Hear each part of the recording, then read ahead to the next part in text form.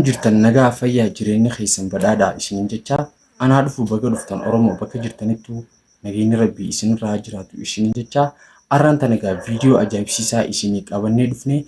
Viidiyoon kunis kan warraa barannu karaa warraa waa hubannu ta'a. KFC seenaa Koloneel Sandres irraa waa barachuuf arraan tana isinii qabadhee dhufe. Egaa yeroo durarraatiif yuutuubii kana dhufuu kee yoo ta'e subscribe like godhuudhaan mana notification banachuudhaan YouTube kana seenaa babbareedaa kana isinii qopheessuun isiniif dhufna. Viidiyoo kanarraa akka waa irraa hubannu abdii qaba. Gara viidiyoo keenya. Arland Sandres bara 1990tti Ameerikaa magaalaa Indiyaanitti dhalate. Abbaa isaa waggaa 6 dhabe. Haati isaa yeroo dheertuuf ijoollee xixiqqoo fi isa gurguddisuu fi nyaata bilcheessuu irratti itti gaafatamummaa guddaa fudhatte. Kunis dandeettiiwwan nyaata bilcheessuu akka horatu isa taasise.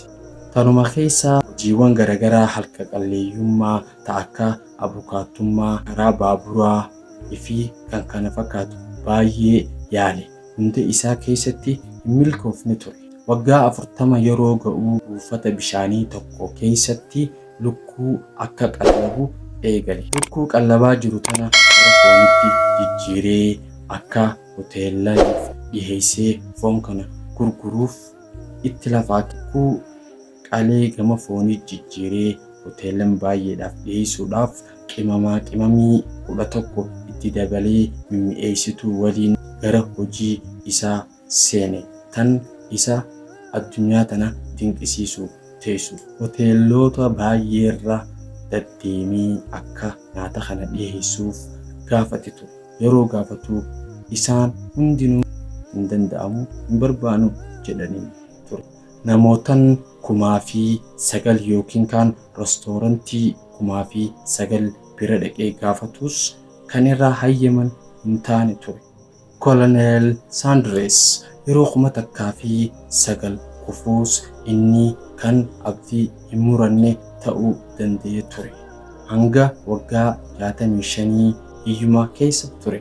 Namoonni 1,000 sun hin danda'amu jechuun isaanii akka hin danda'amne ta'uu hin mirkaneessu. Inni garuu tasfaa hin muranne. Namni 1,000 kun nadidan tokko jiraachuu danda'u malaa 1,010 ta'uu jedhee tasfaa kan muratiin hojii isaa itti fufe. Namtichi 1,010 san fudhatamaa isa bira ta'uu danda'ee nyaanni isaatillee nama san biratti jaalatamaa ta'uu danda'uudhaan jiruun isaa waggaa 65 bakka silaa xooramee ciisee nyaachuu qabu yeroon isaa taakkeettee jiruun isaa gara guddinatti amma eegalte.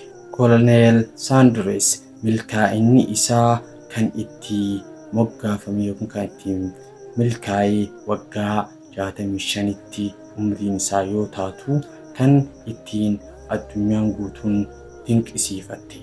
Umrii tanaan ta'ee addunyaa tana irratti beekamu isaa. Har'a addunyaa irratti KFC Kentucky Fried Chicken jechuun beekama.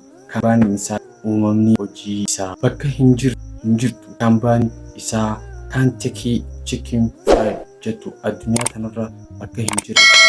Ammaan tanaawu Itoophiyaa keessa bakka baay'ee irraa qaba. Afrikaan isaa inni bara sun dhalatee addunyaa tanarraa illee godaanuus hojiin isaa kan inni umrii 65tti uume hanga ammaa ilmaa isaaniitti fayyadamaa jira. Kan ta'us murteen jijjiiramni umriidhaan hin daangeffamu. Dargaggummaa keessattis milkaa'inni qoftiin hin dhufu. Anaa fi atoo maal irraa baran? Seenaa kana keessatti maal irraa hubanna? Abdii kutachuu. Namoonni tokko si'a 1,000 kufuus garuummoo si'a tokko kan itti milkaa'ee seenaa isaa si'a tokkochaa sun jijjiiramee addunyaa itti ajaa'ibsiisu ta'uu danda'a. Kanumaafuu si'a 1 kuftuu, si'a 2 kuftuu, si'a 3 kuftuus if duuba deebuu hin qabdu.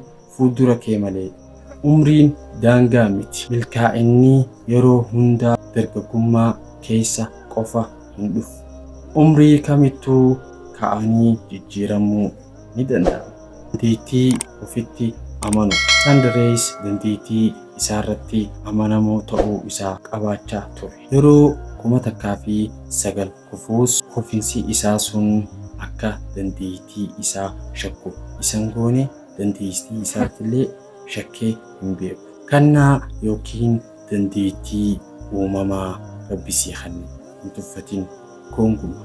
Ati har'aa waanuma salphaa jettee yaaddu kanaatiitu furtuu jireenya keetii ittiin jiruutee jijjiirtuu ta'uu danda'a. Tanumaafuu hanga qabaniin Rabbi sodaatanii dandeettii ta'e ibboodan kaayanii ibdura deemii eega. Waan akkanaatiin siin jaa daawwattootaa fi hordoftoota AK Jamaal barnoota kanarraa akka waa hubanne abdiin qabaa. Mana kana subscribe akka isaa kanaaf hanga viidiyoo akkanaatiin walitti deebinu